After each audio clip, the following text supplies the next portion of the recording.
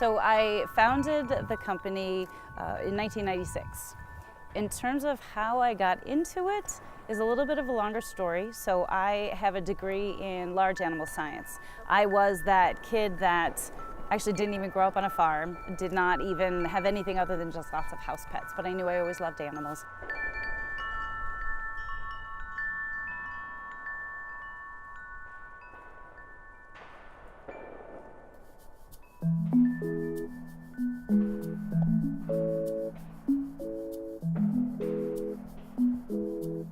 I'm only smiling because it's like when you have to fill out the paperwork where it's like occupation. And I'm always like, I'm not really sure how to describe it. So generally, I'll usually put textiles and animal science. I mean, that's a real generality. I think what is unusual about what I do and difficult about what I do is I don't just do yarn. I don't just raise livestock. So my mainstay are the llamas. So we breed and raise llamas. We show them. We do educational programming. So I provide programming related to animal science for the community. And that could just be related to the animals. People that love animals, want to learn about animals, nothing to do with the fashion industry whatsoever, or textiles.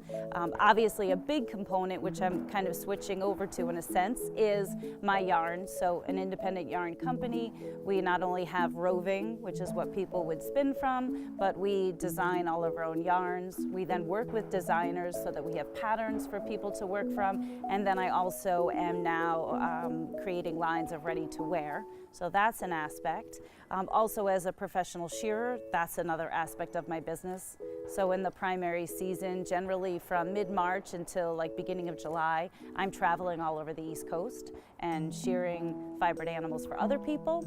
And then another component with regards to, I guess, sort of my brand and my whole lifestyle brand is we have a skincare line that actually utilizes the lanolin that comes from the wool of the sheep. And that's actually kind of its own monster, you know, in itself. So those are all of the different aspects of what I do.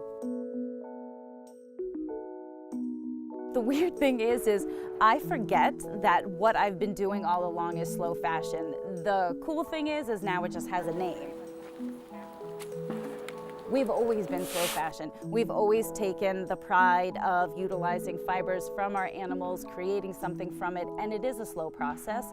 I really don't think that there's many people that take it from having the animals in your backyard, doing shearing not only for yourself but for other people, creating yarn, and then being out there marketing it. I don't know that many people that do it to the scale that I do, honestly, if any at all. So all of those components, I at this point don't want to give any of them up. Clearly my passion for the yarn and for the fashion industry and seeing what the animals give us come to life has taken, you know, more of a driving force. I have so many people that even in my own industry, colleagues of mine, friends of mine, that will say the same to me. Constantly, you know, if you want to have this done, we can send it over here and have it done in mass production. Or, you know, if you want to have ready to wear, we can send it over here. I know somebody.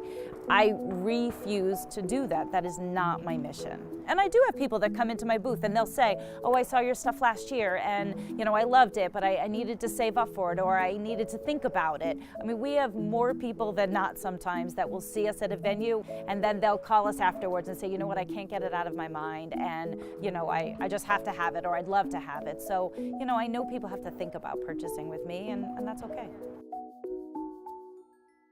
And it's never going to be a total switch. It is not practical.